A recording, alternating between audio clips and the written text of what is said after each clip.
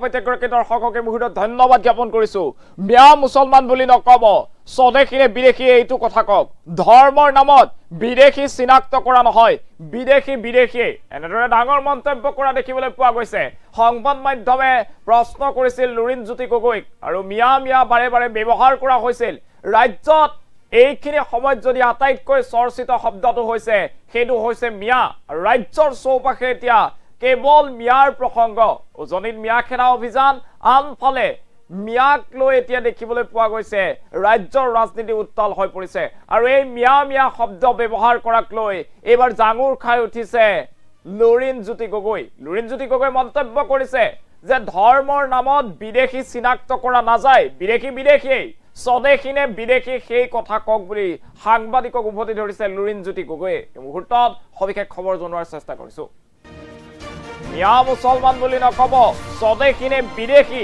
এইটো কথা কক ধৰ্মৰ নামত বিদেশী চিনাক্ত কৰা নহয় বিদেশী মিয়া কোৱাক লৈ সাংবাদিকৰ ওপৰত খং লুৰিণজ্যোতি গগৈৰ বিদেশী বহিষ্কাৰ কৰিব নোৱাৰি মই আন্দোলনৰ পৃষ্ঠপোষকতা কৰা বুলি কোৱাটো কিমান যুক্তিসংগত এই প্ৰশ্ন কৰিছে মুখ্যমন্ত্ৰীয়ে স্বীকাৰ কৰিব লাগে মই অকমান্য মোৰ কাম নাই এনেদৰে মুখ্যমন্ত্ৰীক কটাক্ষ লুৰিণজ্যোতি গগৈৰ সংবাদ মাধ্যমৰ আগত লুৰিণজ্যোতি গগৈৰ বিস্ফোৰক মন্তব্য এতিয়া ৰাজ্যৰ চৌপাশে কেৱল এটাই প্ৰসংগ শুনিবলৈ পোৱা গৈছে এটাই শব্দ মিয়া প্ৰসংগ আৰু মিয়া খেদা সন্দৰ্ভত সাংবাদিকে লুৰিণজ্যোতি গগৈক প্ৰশ্ন কৰিছিল আৰু লুৰিণজ্যোতি গগৈ খঙত অগ্নিশৰ্মা হৈ পৰিছে লুৰিণজ্যোতি গগৈয়ে উল্লেখ কৰিছে যে মিয়া মুছলমান বুলি নকব স্বদেশী নে বিদেশী সেইটো কক ধৰ্মৰ নামত বিদেশী চিনাক্ত কৰা নহয় বিদেশী আৰু এনেদৰে এতিয়া উভতি ধৰিছে লুৰিণজ্যোতি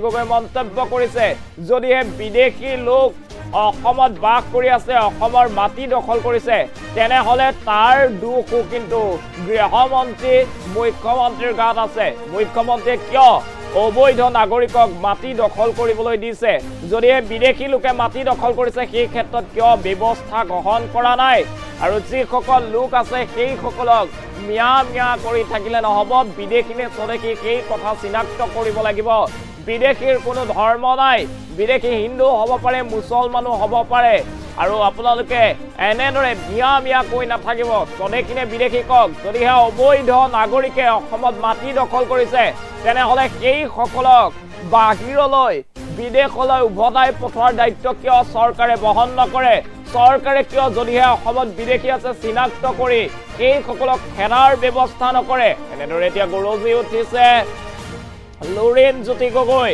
ৰাজ্যত চৌপাশে দেখিবলৈ পোৱা গৈছে কেৱল মিয়াৰ প্ৰসংগক লৈ উত্তাল হৈ পৰিছে আৰু এইবাৰ মিয়া কোৱাক লৈ এনেদৰে জাঙুৰ খাই উঠিছে লুৰিণজ্যোতি গগৈয়ে মন্তব্য প্ৰকাশ কৰিছে যে বিদেশীৰ কোনো ধৰ্ম নাই ধৰ্মৰ ভিত্তিত বিদেশী ভাগ কৰিব পৰা নাযায় বিদেশী সেয়া লাগিলে হিন্দুৱে হওক বা মুছলমানে হওক যদিহে অসমত এনেদৰে বিদেশীয়ে মাটি দখল কৰিছে তেনেহলে সেই বিদেশীৰ বিৰুদ্ধে কিয় ব্যৱস্থা গ্ৰহণ নকৰে চৰকাৰৰ দায়িত্ব আছে এই ক্ষেত্ৰত বিদেশী খেদাৰ ক্ষেত্ৰত চৰকাৰৰ দায়িত্ব আছে যদিহে অসমত বিদেশী আছে তেনেহলে চিনাক্ত কৰি চৰকাৰে সেই সকলৰ বিৰুদ্ধে ব্যৱস্থা কিয় গ্ৰহণ নকৰে বুলি প্ৰশ্ন কৰিছে লুৰিণজ্যোতি গগৈয়ে সমান্তৰালভাৱে লুৰিণজ্যোতি গগৈয়ে মন্তব্য প্ৰকাশ কৰিছে যে এই সকল বিদেশী নে স্বদেশী সেই কথা স্পষ্টকৈ কক এনেদৰে মিয়া কৰি মন্তব্য প্ৰকাশ নকৰিব ধৰ্মৰ নামত বিদেশী চিনাক্ত কৰা নহয় মিয়া কোৱাক লৈ সাংবাদিকৰ ওপৰত খং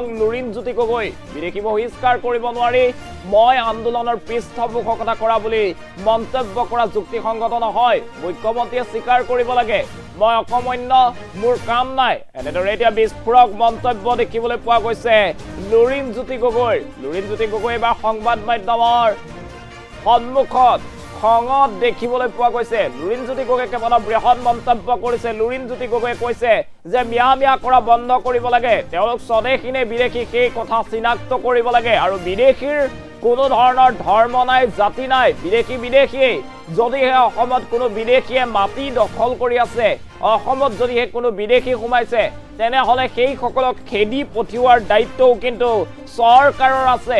এই ক্ষেত্ৰত চৰকাৰখন বিফল হৈছে, যাৰ বাবে বিদেশী আহি অসমত এনেদৰে মাটি দখল কৰিব পাৰিছে। মিয়া মুছলমান বুলি নক'ব, স্বদেশীনে বিদেশী কওক।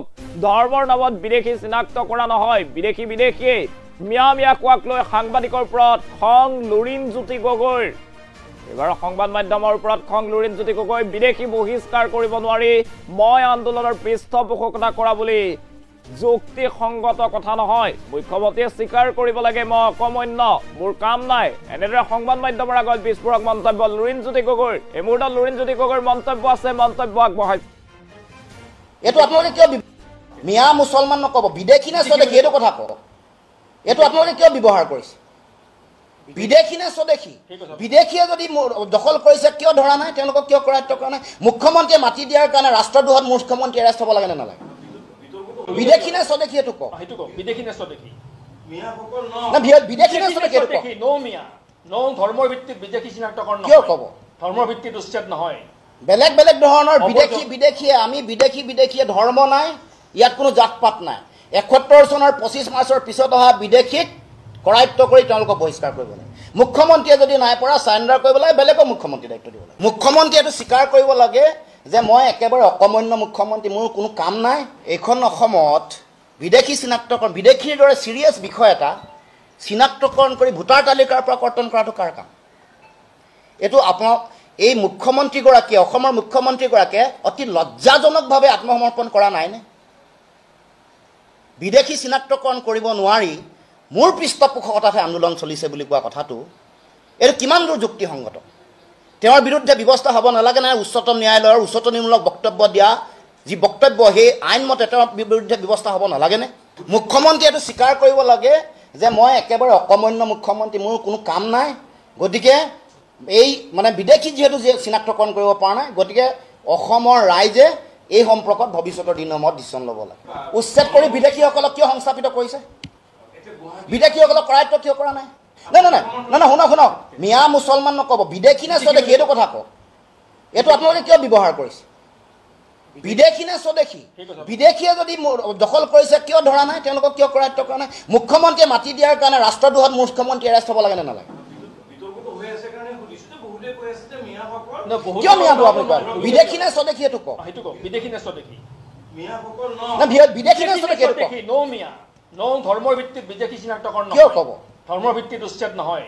বেলেগ বেলেগ ধৰণৰ বিদেশীয়ে আমি বিদেশীয়ে ধৰ্ম নাই, ইয়াত কোনো জাত পাত নাই। ৭১ চনৰ ২৫ মাৰ্চৰ পিছত অহা বিদেশীক কৰায়ত্ব কৰি তেওঁলোকক বহিষ্কাৰ কৰিব লাগে।